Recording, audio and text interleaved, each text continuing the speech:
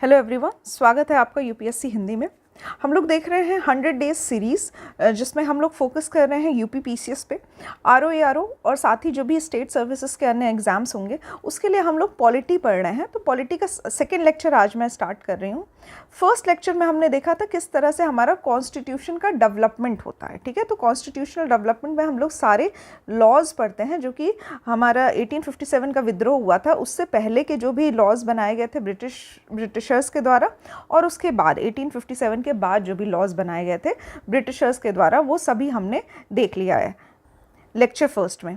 इस particular lecture का मैं बता देती हूँ आप लोगों को कि यहाँ पे हम लोग पढ़ेंगे कि जो भी कॉन्स्टिट्यूशन की असेंबली बनती है और किस तरह से उसका निर्वाचन किया जाता है और किस सदस्य को किस तरह का पोर्टफोलियो दिया जाता है, इसके बारे में हम लोग आज के लेक्चर में जानकारी लेंगे। इसके साथ ही मैं आप लोगों को बता देती हूँ कि ये जो पीडीएफ है, ये जो भी टॉपिक्स आप लोगों को पढ़ाए जा रहे हैं, इसका पीडीएफ हिंदी तथा इंग्लिश दोनों ही लैंग्वेज में आप लोगों को टेलीग्राम चैनल पे प्रोवाइड कर दिया जाएगा। ये पर्टिकुलर टेलीग्राम चैनल है यूपीएससी हिंदी का। जिन्होंने भी ज्वाइन नहीं किया है आप लोग ज्वाइन कर सकते हैं। ऑल्सो चैप्टर स्टार्ट करने से पहले हम लोग एक क्विक रिवीजन कर लेते हैं चैप्टर नंबर 1 का। तो यहाँ पे कंपनी के शासन हेतु पारित अधिनियम पहले देख लेते हैं। तो यहाँ पे जो 1857 से पहले के जो भी एक्ट थे उसमें हम लोग नज़र डालेंगे। तो रेगुलेटिंग एक्ट ऑफ 1773 आता है, जिसमें गवर्नर जनरल का, जो बंगाल के गवर्नर थे उनको बंगाल का गवर्नर जनरल बना दिया जाता है। ठीक है, तो बंगाल का गवर्नर जनरल बन जाता है। ऐसा बनने वाले जो व्यक्ति होते हैं वो होते हैं हमारे वॉरेन हेस्टिंग। ठीक है, इसके साथ ही 4 सदस्यीय कार्यकारी परिषद बनाया जाता है, जिसका जो कार्यकाल होता है वो होता है 5 वर्ष का। ठीक है, नाम भी मैंने आपको बताए थे, कुछ खास इंपॉर्टेंट नहीं है, क्वेश्चन इस पे बेस्ड कभी आया नहीं है। इसके साथ ही मद्रास और बॉम्बे की जो प्रेसिडेंसी होती है वो बंगाल को ही दे दी जाती है, यानी यहाँ पे कंसेप्ट आता है सेंट्रलाइजेशन का। इसके साथ ही 1774 में एक उच्चतम न्यायालय की स्थापना की जाती है, जिसमें एक मुख्य न्यायाधीश होते हैं और 3 अदर जजेस होते हैं। ठीक है, तो पहले जो चीफ जस्टिस बनाए जाते हैं वो एलिजे इम्पे होते हैं। इसके साथ ही जो निजी व्यापार होता है कंपनी का, उसको प्रतिबंधित कर दिया जाता है। किसी भी तरह का गिफ्ट या उपहार नहीं ले सकते हैं, कोई भी रिश्वत नहीं ले सकते हैं भारतीयों से। उसके बाद आता है हमारा पिट्स इंडिया एक्ट 1784 का, ये हमारा सेकेंड एक्ट था।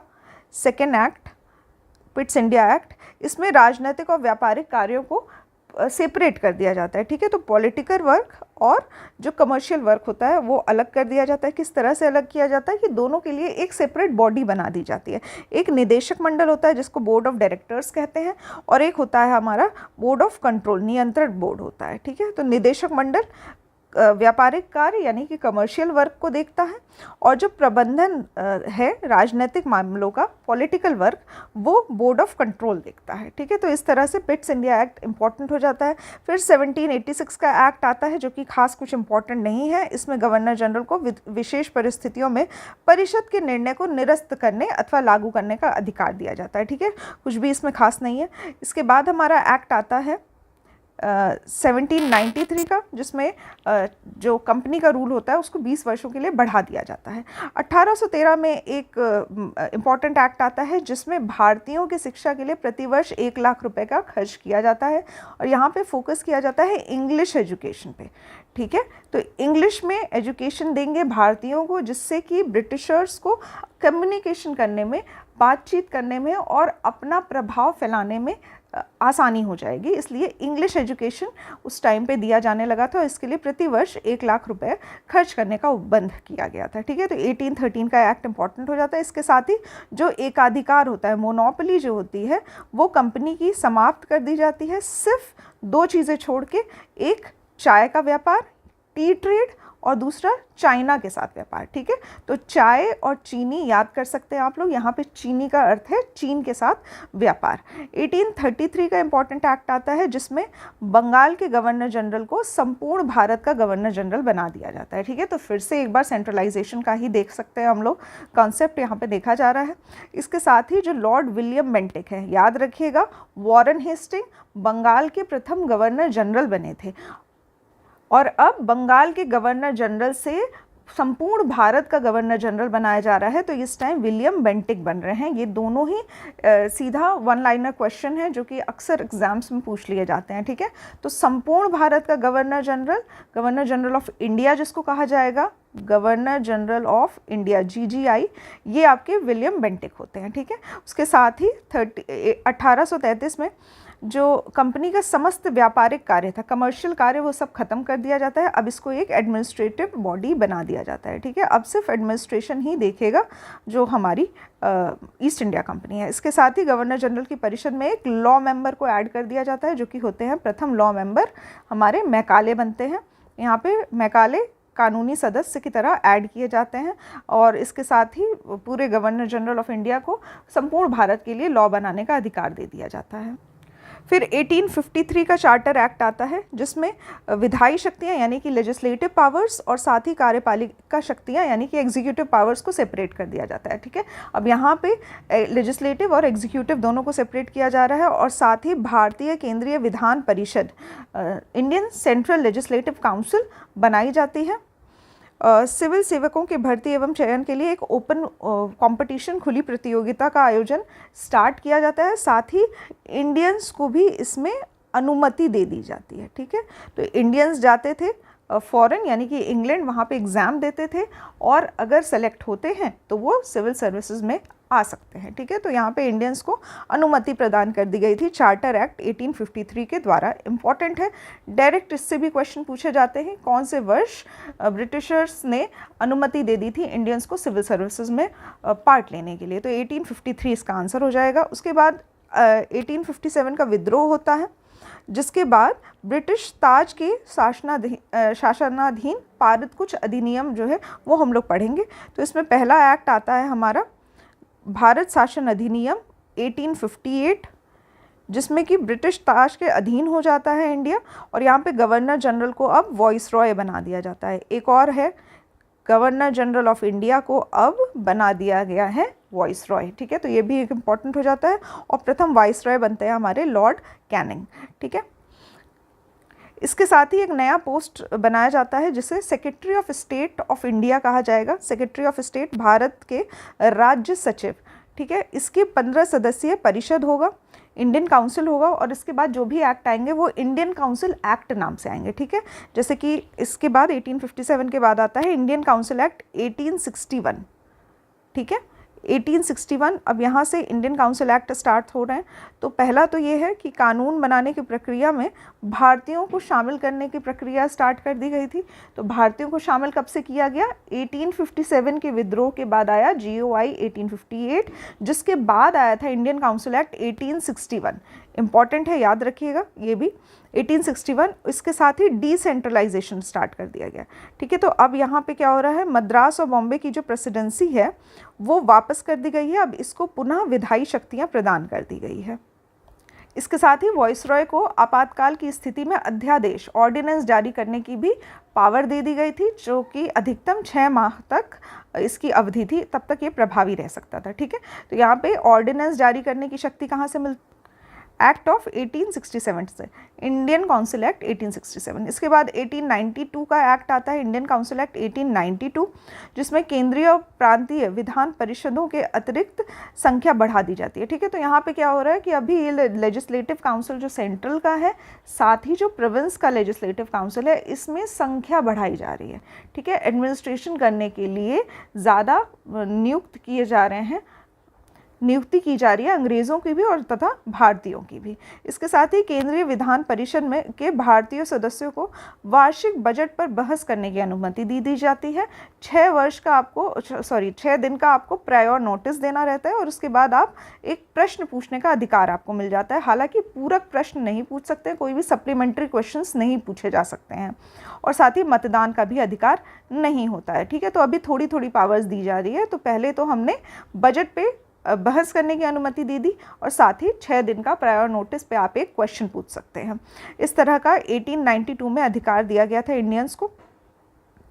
फिर इम्पॉर्टेंट आता है 1909 का Indian council act 1909, Morley Minto reform कहा जाता है इसको, मार्ले मिंटो सुधार के नाम से जाना जाता है। इसमें भारतीयों को विधि निर्माण और साथ ही प्रशासन, ठीक है, तो लेजिस्लेटिव काउंसिल साथ ही एग्जीक्यूटिव काउंसिल दोनों में प्रतिनिधित्व प्रदान कर दिया जाता है। वायसराय की कार्यकारी परिषद में पहली बार भारतीयों को शामिल किया जाता है। तो भारतीय जो पहले शामिल हुए थे वो थे सत्येंद्र प्रसाद सिन्हा, इंपॉर्टेंट नाम है सत्येंद्र प्रसाद सिन्हा। इसके साथ ही इस अधिनियम ने केंद्रीय तथा प्रांतीय विधायिनी शक्तियों को बढ़ा दिया था। ठीक है, तो सेंट्रल में भी और प्रोविंस में भी जो लेजिस्लेटिव पावर्स थी उसको बढ़ा दिया गया था। बजट और पब्लिक इंटरेस्ट में जो भी इम्पॉर्टेंट होते हैं लोकहित के विषयों पर डिस्कशन किया जा सकता था, विवेचना की जा सकती थी, प्रस्ताव ला सकते थे, साथ ही प्रश्न पूछ सकते थे। पूरक प्रश्न पूछने का भी अधिकार जो था वो भारतीयों को प्रदान कर दिया गया था। ठीक है, तो यहाँ पे इंडियंस के पास जो है कुछ पावर्स दे दी जा रही है 1909 के एक्ट से हम लोग देख सकते हैं। इसके साथ ही इम्पॉर्टेंट ये है कि सेपरेट इलेक्टोरेट प्रोवाइड कर दिया गया था। यहाँ पे हिंदू मुस्लिम एकता पर एक तरह से आघात किया गया था और यहाँ पे मुस्लिमों को एक पृथक प्रतिनिधित्व प्रदान किया गया, पृथक निर्वाचन प्रदान किया गया था। तो सेपरेट इलेक्टोरेट प्रोवाइड कर दिया गया था ब्रिटिशर्स के द्वारा मुस्लिम्स को। फिर आता है 1919 का मॉन्टेग्यू चेम्सफोर्ड रिफॉर्म। यहाँ पे पहली बार प्रत्यक्ष चुनाव की प्रणाली अपनाई गई थी। साथ ही सिखों, इंडियन क्रिश्चियंस, एंग्लो इंडियंस और यूरोपियन इन सभी को सेपरेट इलेक्टोरेट प्रोवाइड किया गया था। इस अधिनियम के द्वारा पहली बार केंद्र में द्विसदनीय व्यवस्था की स्थापना की गई थी। ठीक है, तो हमने देखा था कि एक अपर हाउस बनता है, एक लोअर हाउस बनता है। इस तरह से दो सदन बनाए जाते हैं केंद्र में, सेंट्रल में। इसके साथ ही जो प्रांतों के विषय थे उनको दो पार्ट्स में डिवाइड कर दिया गया था, यानी कि डायरकी स्थापित कर दी गई थी प्रोविंसेस में। एक रिजर्व्ड लिस्ट था और एक ट्रांसफर्ड लिस्ट था। ठीक है, तो रिजर्व्ड लिस्ट और हस्तांतरित, रिजर्व्ड आरक्षित और हस्तांतरित ट्रांसफर्ड। ठीक है, तो इससे द्वैत शासन लागू किया गया था प्रांतों में। हालांकि ये सक्सेसफुल नहीं हो पाया था और पहली बार इस अधिनियम में रिस्पॉन्सिबल गवर्नमेंट या फिर उत्तरदायी शासन शब्द का प्रयोग किया गया था। साथ ही 10 वर्षों बाद इसकी एक समीक्षा के लिए साइमन कमीशन का गठन किया गया था। उसके बाद इम्पॉर्टेंट एक्ट आता है 1935 का government of India act, Bharat शासन अधिनियम 1935, जिसमें प्रांतों के द्वैत शासन को समाप्त कर दिया गया था। ठीक है, अब केंद्र में द्वैत शासन लागू किया गया था, ट्रांसफर्ड लिस्ट और रिजर्व्ड लिस्ट। इसके साथ ही आरबीआई की स्थापना की गई थी और सेपरेट इलेक्टोरेट को, सांप्रदायिक निर्वाचन प्रणाली को डिप्रेस्ड क्लास, दलित जाति, महिलाओं और लेबर्स, श्रमिकों के लिए भी सम्मिलित कर दिया गया था। साथ ही एक फेडरल कोर्ट की स्थापना की गई थी 1937 में। बर्मा को सेपरेट कर दिया गया था ब्रिटिश इंडिया से और साथ ही सिंध और उड़ीसा जैसे नए प्रांत बनाए गए थे। अब प्रांतों में दो सदन आ गए थे, एक अपर हाउस थे, लोअर हाउस थे। ऐसी कुछ प्रांतों में ऐसी व्यवस्था की गई थी। 6 प्रांतों के नाम मैंने आप लोगों को लास्ट लेक्चर में बताए थे जहाँ पे ये व्यवस्था की गई थी। इसके साथ ही फिर नेक्स्ट आता है हमारा इंडियन इंडिपेंडेंस एक्ट 1947, भारतीय स्वतंत्रता अधिनियम 1947, जिससे भारत एक स्वतंत्र और संप्रभु राष्ट्र घोषित किया गया था। वाइसरॉय का पद समाप्त कर दिया गया था और दोनों ही डोमिनियन राज्यों में, इंडिया और पाकिस्तान में, गवर्नर जनरल की पोस्ट बनाई गई थी और साथ ही भारत का सम्राट शब्द समाप्त कर दिया गया। ठीक है, नाउ आज के लेक्चर में हम लोग स्टार्ट करेंगे संविधान सभा कैसे बनती है, साथ ही संविधान के निर्माण की प्रक्रिया के बारे में हम लोग जानेंगे। Constituent assembly and constitution making process के बारे में हम लोग डिटेल में समझेंगे। भारतीयों की ओर से संविधान सभा की जो सर्वप्रथम मांग थी वो 1934 में स्वराज पार्टी के द्वारा रखी गई थी। 1934 में स्वराज पार्टी के MN रॉय हुआ करते थे। इन्होंने सबसे पहली बार भारत में संविधान सभा के गठन का विचार दिया था। इसके बाद ही मई 1934 में भारतीय राष्ट्रीय कांग्रेस ने भी इस संविधान निर्माण के अधिकार की मांग की थी, जिसकी पुष्टि 1936 में कांग्रेस के फैजपुर अधिवेशन में कर दी गई थी। 1942 में क्रिप्स मिशन के द्वारा ये घोषणा की गई थी कि एक निर्वाचित संविधान द्वारा भारत का संविधान का निर्माण करने का प्रस्ताव रखा गया था। ठीक है, तो ये क्रिप्स मिशन के द्वारा अंग्रेज़ों ने 1942 में ये मांग स्वीकार करने का एक प्रपोजल दिया था। इसके बाद 1946 में इम्पॉर्टेंट प्रोसीजर होता है इसी क्षेत्र में, जिसको हम लोग कैबिनेट मिशन योजना कहते हैं, जिसके द्वारा भारतीय संविधान सभा का निर्वाचन के आधार पर गठन किया जाना था। ठीक है, तो यहाँ पे on the basis of representative election constituent assembly बनाई जानी थी, जो लेटर ऑन कॉन्स्टिट्यूएंट असेंबली ही हमारे कॉन्स्टिट्यूशन का, संविधान का निर्माण करती।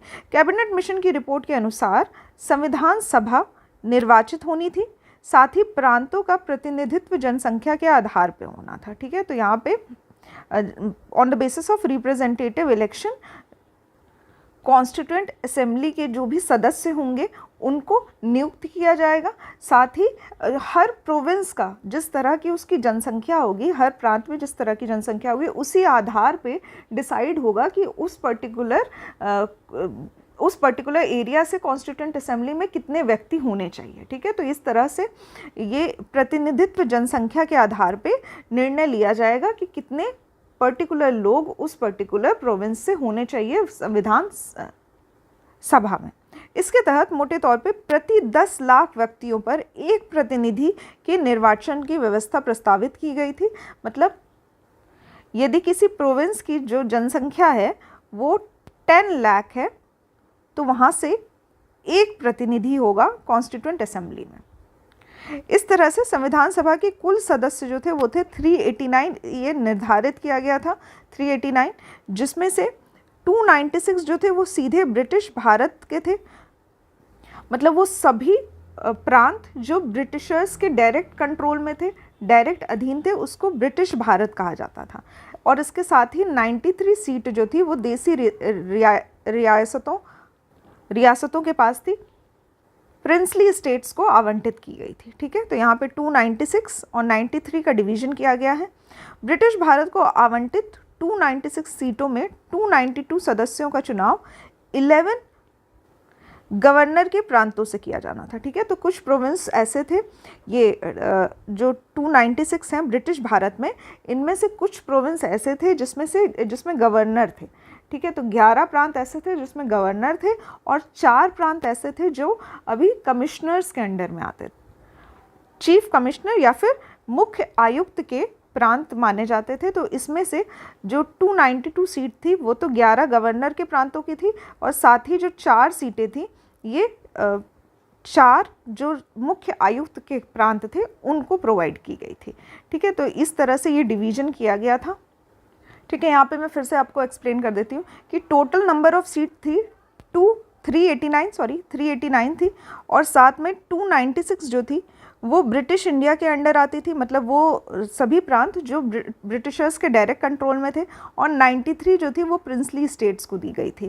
प्रिंसली स्टेट्स में इलेक्शन नहीं होने थे, इसमें नॉमिनेशन होना था। जो भी राजा उस पर्टिकुलर प्रांत को संभालता था उसको अपना किसी पर्सन को नॉमिनेट करना था, जो कि सीधा आपके संविधान सभा में नॉमिनेशन से आएगा। और जहाँ पे इलेक्शन होने थे वो थे 296 राज्य जो ब्रिटिशर्स के अधीन थे। इसमें से 292 ऐसे थे जो 11 गवर्नर्स के प्रोविंस से आने थे। तो 11 गवर्नर्स के जो प्रोविंस थे उनसे 292 सदस्य आने थे, और जो 4 चीफ कमिश्नर्स के प्रोविंस थे उसमें से 4 सदस्य आने थे। ठीक है, तो इस तरह से ये डिवीज़न किया गया था। इसमें मेजर 3 कम्युनिटीज़ में बांटा गया था, एक मुस्लिम, सिख और बाकी सबको जनरल रखा गया था। ठीक है, तो एक कम्युनिटी हो गई मुस्लिम, एक कम्युनिटी हो गई सिख, और दूसरी सभी को एक ही कैटेगरी जनरल कैटेगरी में रखा गया था। तो यहाँ पे देख सकते हैं कि संविधान सभा का जो गठन हो रहा है वो एक तरफ तो इलेक्शन के माध्यम से हो रहा है, और दूसरी तरफ जो रियासतें हैं वहाँ से नॉमिनेशन के माध्यम से संविधान सभा के सदस्य जो हैं वो बनाए जा रहे हैं।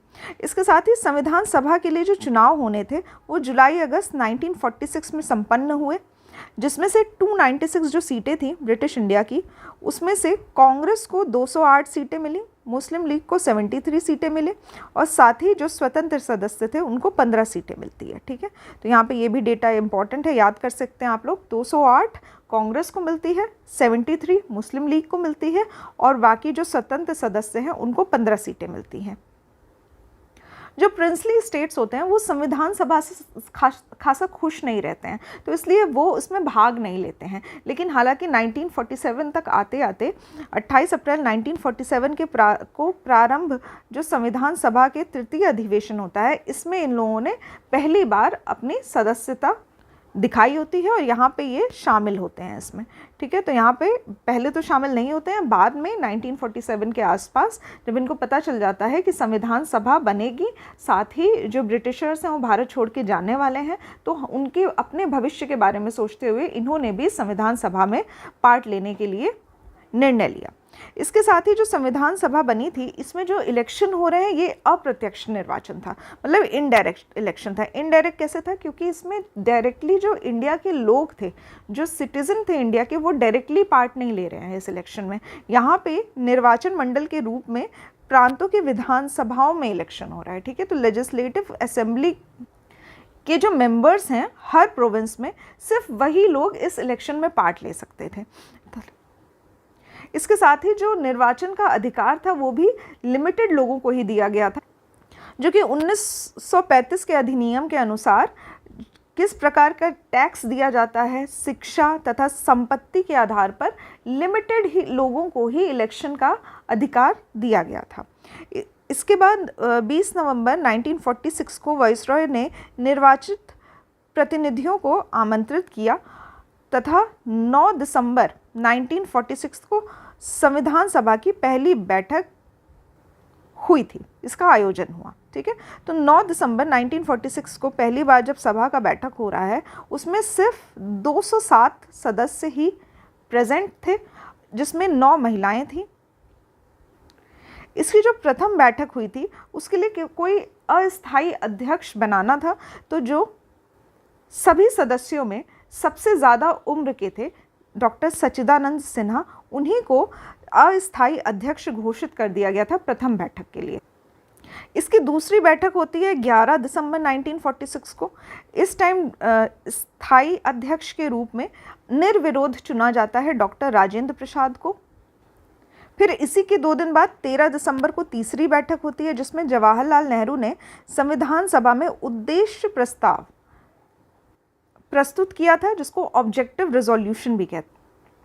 जो आगे चल के हमारे जो संविधान है उसका जो प्रियम्बल है, प्रस्तावना है, उसके लिए एक उद्देशिका के रूप में देखा जा सकता है, मतलब ऑब्जेक्टिव रेजोल्यूशन से ही प्रियम्बल बनता है, ठीक है। तो यहाँ पे उद्देश्य प्रस्ताव 13 दिसंबर को प्रस्तुत किया गया जवाहरलाल नेहरू के द्वारा। ये डायरेक्ट क्वेश्चन बनता है, ये भी डायरेक्ट क्वेश्चन पूछा जाएगा आपसे कि किसने ऑब्जेक्टिव रेजोल्यूशन का प्रस्ताव संविधान सभा में पेश किया था, ठीक है। तो ये प्रेजेंट करते हैं जवाहरलाल नेहरू 13 दिसंबर को, और 22 जनवरी 1947 को संविधान सभा के द्वारा इस प्रस्ताव को पारित कर दिया जाता है।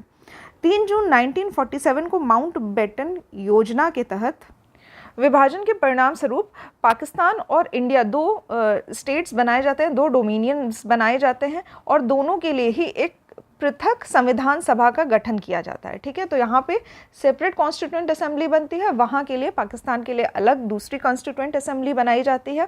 और जो पहले इलेक्शन किए गए थे 398 सीटों पे, वो घटकर 299 ही रह जाते हैं, ठीक है। तो इंडिया के हिस्से में इस 398 में से 299 सदस्य ही आते हैं, ठीक है, जिसमें से भारतीय प्रांतों के लिए 229 प्रतिनिधित्व, 229 तथा 70 प्रतिनिधि जो होते हैं वो प्रिंसली स्टेट्स से होते हैं। हालांकि इतने डिटेल में आपसे क्वेश्चन ये पूछा नहीं जाएगा, तो यहाँ से क्वेश्चन बनने के चांसेस कम हो जाते हैं, लेकिन जानकारी के लिए याद रखिए। लेकिन इससे पहले जो मैंने आपको बताया 398 वाला जो डिवीज़न बताया था, ये इम्पॉर्टेंट है। कभी कभी इस विषय में भी क्वेश्चंस पूछ लिए जाते हैं, तो वो आपको अच्छे से पता होने चाहिए, ठीक है। इसके साथ ही इम्पॉर्टेंट ये है कि भारतीय संविधान के निर्माण तथा उसको अंगीकृत अडॉप्ट होने के तक संविधान सभा को कुल 2 वर्ष 11 माह और 18 दिन का समय लगा था, ठीक है। तो यहाँ पे अडॉप्ट करना, किस तरह से उसका निर्माण किया जाता है, साथ ही अडॉप्शन होता है, इसमें टोटल 2 वर्ष 11 माह 18 दिन लगते हैं। ये इंपॉर्टेंट है, इसको आप लोग याद रख सकते हैं। यदि ये वेबसाइट पे देखा जाए लोकसभा या राज्यसभा का, तो उसमें 2 वर्ष 11 माह 17 दिन लिखा है, ठीक है। तो यहाँ पे एक दिन जो छोड़ दिया गया है, यहाँ पे जो एक दिन काउंट नहीं किया गया है, वो उसी दिन, वही दिन था जिस दिन संविधान सभा को अडॉप्ट किया गया था।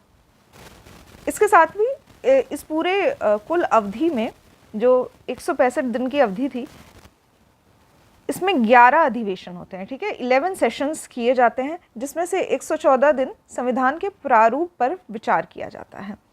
जो 11th अधिवेशन है, 11th सेशन जो है वो अंतिम दिन था। अंतिम दिन यानी कि 26 नवंबर 1949 को संविधान को अडॉप्ट किया जाता है, अंगीकृत किया जाता है। ठीक है, तो यहाँ पे डायरेक्ट क्वेश्चन ये भी पूछा जाता है कि किस दिन पूरा डेट के साथ और ईयर के साथ आपको याद होना चाहिए कि किस दिन अडॉप्ट किया गया था संविधान, भारतीय संविधान किस दिन अडॉप्ट किया गया था। तो ये 11वां अधिवेशन 11th सेशन में 26 नवंबर 1949 को अडॉप्ट किया गया था। इसके साथ ही 24 जनवरी 1950 को हमारा जो संविधान है, भारतीय संविधान, इसको लागू कर दिया जाता है। ठीक है, तो यहाँ पे लिखा जाता है came into effect. Came into effect मतलब कि लागू कर दिया जाता है 26 जनवरी 1950 को। ये दिन इसलिए चुना जाता है क्योंकि जो जितने भी कांग्रेस के लोग थे उनके लिए ये दिन खासा स्पेशल था। स्पेशल इसलिए था क्योंकि 1930 से ही कांग्रेस के लाहौर सेशन से 1930 से ही इस दिन को 26 जनवरी को स्वतंत्रता दिवस के रूप में बनाया जाता था। ठीक है, तो इस दिन को स्पेशल बनाने जाने के लिए और मतलब इंडिपेंडेंस के बाद भी इस दिन को ऐसे ही स्पेशल रखने के लिए इस दिन संविधान को लागू किया गया था। ठीक है, तो संविधान सभा द्वारा तो इसको पहले ही बना दिया गया था। पूरा काम जो था वो 26 नवंबर 1949 को ख़त्म कर दिया गया था। तो चाहते तो उस दिन भी इसको लागू कर सकते थे, बट इसको स्पेशल बनाने के लिए 26 जनवरी तक का इंतज़ार किया गया और 26 जनवरी 1950 को इसको लागू कर दिया गया था। अगर 26 नवंबर 1949 की बात की जाए तो इस दिन अंगीकृत किया गया था, अधिनियमित किया गया था, साथ ही आत्मसमर्पित किया गया था। ठीक है, तो प्रेम्बल अगर आप प्रस्तावना पढ़ते हैं तो उसमें नीचे लाइन लिखी रहती है कि इस दिन 26 नवंबर 1949 को संविधान को अडॉप्ट करते हैं, इनैक्ट करते हैं, साथ ही डेडिकेट करते हैं, खुद को सेल्फ डेडिकेट करते हैं इंडियंस के लिए। ठीक है, तो ये भी इंपॉर्टेंट हो जाता है। ये सभी जो वर्ड्स मैं बोल रही हूँ ये इंपॉर्टेंट इसलिए क्योंकि इससे क्वेश्चन पूछे जाते हैं और अक्सर कन्फ्यूजन इस बात की होती है कि ये वाला लागू होना और अधिनियमित होना, इनैक्ट होना, केम इनटू इफेक्ट आना, ये तरह के जो क्वेश्चंस होते हैं ये कंफ्यूज करते हैं। ठीक है, तो 3 वर्ड्स याद कर सकते हैं आप लोग 26 नवंबर 1949 के लिए, और 1950 में ये कम्प्लीटली पूरा संविधान जो था वो हमारा लागू कर दिया गया था। इसके साथ ही मैं आपको बता देती हूँ 26 नवंबर 1949 को कुछ जो नियम थे, कुछ जो लॉज थे जो लिखे गए थे हमारे कॉन्स्टिट्यूशन में, उनको लागू कर दिया गया था और कम्प्लीटली जो लागू किया गया था वो 1950 26 जनवरी को किया गया था। भारतीय संविधान सभा में महिलाएं सदस्या भी थीं और महिला सदस्यों की जो संख्या थी वो थी 15। ठीक है, इनके नाम भी कभी कभार एग्जाम्स में पूछ लिए जाते हैं, तो ये भी आप एक बार देख सकते हैं। जस्ट रीड कर देती हूँ मैं आपके लिए। विजय लक्ष्मी पंडित हैं, राजकुमारी अमृत कौर, सरोजनी नायडू, इंपॉर्टेंट नाम है, ये सभी नाम इंपॉर्टेंट है, सुचिता कृपलानी, पूर्णिमा बनर्जी, लीला राय, जी दुर्गाबाई, हंसा मेहता, कमला चौधरी, रेणुका रे, मालती चौधरी, दक्षायनी वेलायुधन, बेगम एजाज रसूल, एनी मस्किरिनी, अम्मू स्वामीनाथन, ये सभी जो थी ये महिला सदस्या थी। इसके साथ ही संविधान सभा की कभी कभी आलोचना भी की जाती है कि संविधान सभा पूरी कांग्रेस की ही बनी हुई थी। तो इसी तरह एक टिप्पणी ग्रेनविले ऑस्टीन द्वारा किया गया था जिसमें कहा गया था कि संविधान सभा कांग्रेस थी और कांग्रेस भारत। ठीक है, इसके बाद 2 सितंबर 1946 को अंतरिम सरकार, इंटरिम गवर्नमेंट का गठन किया जाता है। तो यहाँ पे इंटरिम गवर्नमेंट 1946 में किस व्यक्ति को क्या पोर्टफोलियो मिलता है, क्या ऑफिस मिलता है संभालने के लिए, ये एक लिस्ट है, वो अभी मैं आप लोगों को दिखाऊंगी, वो हमें याद होनी चाहिए। तो यहाँ पे अंतरिम सरकार का गठन किया जाता है 2 सितंबर 1946 को, जिसमें मुस्लिम लीग के सदस्य शामिल नहीं होते हैं। ठीक है, तो यहाँ पे इन लोगों की डिमांड रहती है कि हमें एक अलग देश चाहिए। तो अलग देश की डिमांड के लिए ये लोग अंतरिम सरकार जो बनती है उसमें शामिल नहीं होते हैं, उसको बॉयकॉट कर देते हैं। हालांकि उनके शामिल होने के लिए विकल्प खुला रखा जाता है कि अगर कभी आना चाहे कोई मुस्लिम लीग के कोई सदस्य तो उनके लिए विकल्प खुले हुए थे, जो कि जिसका यूज़ भी किया जाता है। 26 अक्टूबर 1946 को जब पुनर्गठन होता है तब मुस्लिम लीग के 5 प्रतिनिधियों को कैबिनेट में शामिल किया जाता है। ठीक है, तो यहाँ पे मुस्लिम लीग के भी 5 सदस्य होते हैं जो बाद में शामिल किए जाते हैं। तो यहाँ पे इंटरिम कैबिनेट 1946 का, यहाँ पे जवाहरलाल नेहरू को वाइस प्रेसिडेंट बनाया जाता है, काउंसिल ऑफ एक्सटर्नल अफेयर्स का, साथ ही कॉमनवेल्थ रिलेशन का। ठीक है, बस वाइस प्रेसिडेंट के नाम से जान सकते हैं आप लोग। सरदार पटेल को होम, इंफॉर्मेशन एंड ब्रॉडकास्टिंग दिया जाता है। राजेंद्र प्रसाद को फूड एंड एग्रीकल्चर दिया जाता है। जॉन मथाई को इंडस्ट्रीज एंड सप्लाई दिया जाता है। जगजीवन राम को लेबर डिपार्टमेंट संभालना होता है। सरदार बलदेव सिंह को डिफेंस संभालना रहता है। CH भाभा जो थे इनको वर्क्स, माइंस एंड पावर्स संभालने के लिए दिया जाता है। लियाकत अली जो कि मुस्लिम लीग के सदस्य थे, इनको फाइनेंस संभालना रहता है। अब्दुल राब निस्तार ये पोस्ट और एयर संभालते हैं। Asaf Ali, Aruna Asaf Ali railway and transport देख रही थी। साथ ही C Rajagopalachari education and arts, Chundrigar जो थे वो कॉमर्स संभाल रहे थे, और गजनफर अली हेल्थ देखते थे। जोगेंद्र नाथ मंडल जो थे वो लॉ मेंबर थे इंटरिम कैबिनेट 1946 में। ठीक है, ये पूरी लिस्ट काफ़ी इंपॉर्टेंट है क्योंकि क्वेश्चन इस तरह से पूछे जाते हैं, प्रीवियस ईयर क्वेश्चन ही है। मैं आपको एग्जांपल देती हूँ जिसमें 4 लोगों के नाम दिए गए हैं और ये पूछा गया है कि इंटरिम गवर्नमेंट जो बनी थी, अंतरिम सरकार, और साथ में जब संविधान सभा का गठन करने के लिए कुछ कमेटी बनाई जाती है तो ये चारों ही नाम दोनों कमेटी में हैं। पूछा ये गया है कि क्या इनके पोर्टफोलियो भी वही रहते हैं कि बदल दिए जाते हैं। ठीक है, तो इस तरह के क्वेश्चंस पूछे जाते हैं कि कौन सा मेंबर जो है वो किस पोर्टफोलियो से संबंधित है, ये लिस्ट आपको याद होनी चाहिए। अब संविधान सभा की कुछ प्रमुख समितियां हैं, उनके बारे में भी हम लोग देख लेते हैं। पहली समिति है संघीय संविधान समिति, संघीय संविधान समिति, फेडरल कॉन्स्टिट्यूशनल कमेटी, जिसके अध्यक्ष थे जवाहरलाल नेहरू। दूसरी कमेटी है रूल्स ऑफ प्रोसीजर कमेटी, प्रक्रिया विषयक नियमों संबंधित समिति, जिसके अध्यक्ष थे डॉक्टर राजेंद्र प्रसाद। इसको रूल्स ऑफ प्रोसीजर या फिर नियमों से संबंधित जो समिति है उसका आप लोग अध्यक्ष देख सकते हैं, डॉक्टर राजेंद्र प्रसाद। इसके बाद आता है स्टीयरिंग समिति, संचालित समिति के जो अध्यक्ष थे वो थे डॉक्टर राजेंद्र प्रसाद। तो ये दोनों ही जो थे ये स्टीयरिंग समिति भी देख रहे हैं, साथ ही रूल्स ऑफ प्रोसीजर भी देख रहे हैं doctor Rajendra Prasad. Drafting committee के जो अध्यक्ष थे वो थे डॉक्टर भीमराव अंबेडकर। प्रारूप समिति, साथ ही मौलिक अधिकारों, अल्पसंख्यकों और जनजातीय अपरिवर्जित क्षेत्रों संबंधित जो सलाहकार समिति थी, एडवाइजरी कमिटी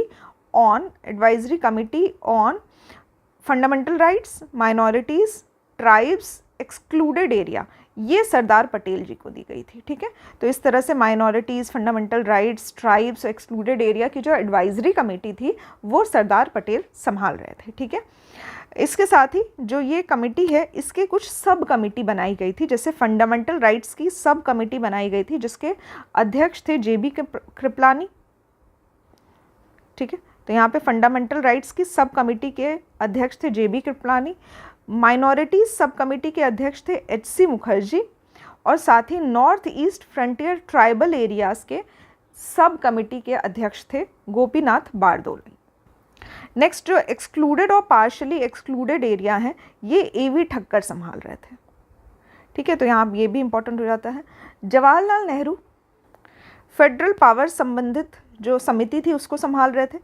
प्रोविंशियल कॉन्स्टिट्यूशन की जो समिति थी वो सरदार पटेल ये एक और समिति संभाल रहे थे। मतलब इसके साथ साथ ये advisory committee, fundamental rights, minorities, tribes ये तो संभाल ही रहे थे, इसके साथ साथ प्रोविंशियल जो कॉन्स्टिट्यूशन समिति थी वो भी संभाल रहे थे। प्रांतीय संविधान समिति Sardar Patel. Order of business संबंधित जो समिति थी वो KM मुंशी के पास थी। सदन की जो समिति थी वो पट्टाभी सीतारमैया के पास थी। फ्लैग की एक कमेटी बनी थी, राष्ट्रीय ध्वज संबंधित एक एडहॉक कमेटी बनाई गई थी, ये राजेंद्र प्रसाद संभाल रहे थे। ठीक है, तो यहाँ पे ये कुछ खास इंपॉर्टेंट नहीं है, बट यहाँ पे ये जो फ्लैग कमेटी है ये इंपॉर्टेंट है, राजेंद्र प्रसाद के द्वारा। फंक्शंस, राज्यों के संविधान सभा के फंक्शन संबंधित एक समिति थी जो कि जीवी मावलंकर संभाल रहे थे। फाइनेंस एंड स्टाफ कमेटी थी जो राजेंद्र प्रसाद ये भी संभाल रहे थे। ठीक है, तो यहाँ पे फ्लैग वाली कमेटी, साथ ही फाइनेंस एंड स्टाफ कमेटी, ये सभी राजेंद्र प्रसाद के अंडर थी। क्रेडेंशियल समिति थी एक, वो अलादी कृष्ण स्वामी अय्यर संभाल रहे थे। ठीक है, तो इस तरह पे ये भी सारी जो लिस्ट है ये एक इम्पॉर्टेंट लिस्ट है, ये भी आप लोग ध्यान से पढ़ सकते हैं। ठीक है, इस पे भी अक्सर क्वेश्चन पूछ लिए जाते हैं कि फेडरल पावर संबंधित जो समिति थी वो किसके अंडर कंट्रोल थी, या फिर fundamental rights, minorities, tribal area, इससे संबंधित जो एडवाइजरी कमेटी बनाई गई थी वो किसके अंडर थी। ठीक है, तो इस तरह से डायरेक्ट क्वेश्चंस पूछे जाते हैं। इसके बाद जो प्रारूप समिति है, ड्राफ्टिंग कमेटी, इसके जो अध्यक्ष थे वो थे भीमराव अंबेडकर। इसके साथ कुल 7 सदस्य थे इसमें। ठीक है, जिसमें कुछ नाम मैं लूँगी, ये इंपॉर्टेंट नाम है, ये सभी नाम आपको याद रहने चाहिए, और यहाँ पे मैंने इसको शॉर्ट में भी लिखा हुआ है। तो सबसे पहला आता है गोपाल, गोपाल से आएगा एन गोपाल स्वामी अयंगकर। ठीक है, दूसरा नाम है कृष्णा, कृष्णा से आएंगे अल्लादी कृष्ण स्वामी अय्यर। फिर है मुंशी, के एम मुंशी। एमडी में मोहम्मद है, मोहम्मद सादुल्ला। मित्र का मतलब है बीएल मित्र, और खेतान का अर्थ है यहाँ पे डीपी खेतान से। ठीक है, तो ये आप पूरा याद कर सकते हैं, गोपाल, कृष्ण, मुंशी, मोहम्मद, मित्र, खेतान, ये सभी जो हैं ये 7 मेंबर्स हैं हमारे जो ड्राफ्टिंग कमेटी बनाई गई थी जिसके अध्यक्ष थे भीमराव अंबेडकर, उसके अंडर में ये सभी लोग आते हैं। उसके बाद जो यहाँ पे बीएल मित्र हैं, इनके स्थान पे एन माधव राव को मतलब इनका स्थान जो है वो एन माधव राव से चेंज कर दिया जाता है, तो मित्र की जगह माधव हो जाएंगे। ये भी इंपॉर्टेंट क्वेश्चन है, ये डायरेक्ट क्वेश्चंस पूछे जाते हैं इस पे। ठीक है, तो इसको तो आपको ये इम्पॉर्टेंट, वेरी इंपॉर्टेंट लिख रही हूँ यहाँ पे मैं, इसको आपको ज़रूर से याद करना है। ठीक है, इसके साथ ही जो डीपी खेतान है इनका निधन हो जाता है 1948 में, तो इनके स्थान पे टीटी के, यहाँ पे लिखा है मैंने, टीटी कृष्णमाचारी, ये शामिल किए जाते हैं समिति में। ठीक है, तो ये सभी नाम इंपॉर्टेंट है, इनसे डायरेक्ट क्वेश्चन पूछे जाते हैं। किसके स्थान पे कौन व्यक्ति नियुक्त होता है ये भी डायरेक्ट क्वेश्चन है, तो मित्र के स्थान पे माधव आ जाते हैं और खेतान के स्थान पे टीटी के आ जाते हैं। ठीक है, तो ये भी इंपॉर्टेंट चीज़ है, ये आपको याद होनी चाहिए। इसके साथ ही जो झंडा समिति थी, एडहॉक झंडा समिति, इसका जो अध्यक्ष थे वो डॉक्टर राजेंद्र प्रसाद थे, और इसका गठन किया गया था 23 जून 1947 को। इसके साथ ही अन्य सदस्य भी थे इसमें, जैसे कि अबुल कलाम आज़ाद, सरोजनी नायडू, सी राजगोपालाचारी, के एम मुंशी और बी आर अम्बेडकर। ठीक है, तो ये भी फ्लैग कमेटी भी काफ़ी इंपॉर्टेंट है। फ्लैग कमेटी से रिलेटेड भी क्वेश्चंस पूछे गए हैं प्रीवियस ईयर क्वेश्चंस में, ये भी आपको कमेटी याद होनी चाहिए। अभी ये जो भी नोट्स आप लोगों को प्रोवाइड किए जा रहे हैं ये काफ़ी फाइन नोट्स हैं, मतलब कि ये सभी एग्ज़ाम्स में पूछे गए प्रश्नों को एक जगह नोट्स के फॉर्म में आप लोगों को प्रोवाइड किया जा रहा है, तो इसमें हर एक लाइन काफ़ी इम्पॉर्टेंट है। ऐसी कोई भी लाइन नहीं है जो ज़रा भी अनइम्पॉर्टेंट है जिसको आपको याद नहीं रखना है। सारी ही लाइन इम्पॉर्टेंट है और सारे ही नोट्स के जो पॉइंट्स हैं जो आपको दिए जा रहे हैं वो आप लोगों को हर पॉइंट याद होने चाहिए, जिससे आपको जो पॉलिटी से रिलेटेड कोई भी क्वेश्चन आएगा वो सभी क्वेश्चन आप सॉल्व करने के लिए प्रैक्टिस कर सकते हैं बार बार। ठीक है, तो जो भी वीडियो में बताया गया आप लोगों को एक बार खुद से भी रिवाइज़ करिएगा सारी चीज़ें। जैसे कि मैंने आपको पहले ही बताया कि नोट्स टेलीग्राम चैनल पे आप लोगों को प्रोवाइड कर दिए जाएंगे, तो नोट्स आप लोग अपने हैंड रिटन नोट्स भी बना सकते हैं, साथ ही प्रिंट आउट भी ले सकते हैं जो नोट्स आप लोगों को प्रोवाइड किया जा रहा है, और इसको बार बार आपको प्रैक्टिस करनी है, जिससे आपके पॉलिटी के सारे ही डाउट्स और सारे ही क्वेश्चंस आपके क्लियर हो जाएंगे। इसके साथ ही लेक्चर के एंड में मैं आपसे 3 क्वेश्चन पूछूंगी, तीनों ही क्वेश्चन के आपको जवाब जो है वो कमेंट बॉक्स में देने हैं। पहला क्वेश्चन है आपका, स्टीयरिंग कमेटी के अध्यक्ष कौन थे? सेकंड क्वेश्चन है, जो एंटरिम गवर्नमेंट थी, अंतरिम सरकार, उसमें लॉ कौन संभाल रहा था? और लास्ट क्वेश्चन है आपका कि कितने सेशंस में, कितने टोटल सेशंस में भारत के संविधान का निर्माण किया गया है। ठीक है, ये तीनों ही क्वेश्चन इंपॉर्टेंट है। इसके आंसर्स आप लोग कमेंट बॉक्स में लिख सकते हैं। इसके साथ ही जो भी आप लोगों को नोट्स दिए गए हैं, आज के लेक्चर में प्रोवाइड किए गए हैं, ये सभी आप लोग रिवाइज़ करिए। कल के लेक्चर में हम लोग पढ़ेंगे संविधान जो बनी थी हमारी, संविधान कॉन्स्टिट्यूशन के सोर्सेस क्या हैं, किन स्रोतों से लिया गया है संविधान को। ठीक है, तो आज के लेक्चर में बस इतना ही। Thank you for watching the lecture. साथ ही जो भी सुझाव हैं और जो भी आप लोगों को लेक्चर में समझ नहीं आया है वो आप लोग कमेंट बॉक्स में लिख सकते हैं। Thank you.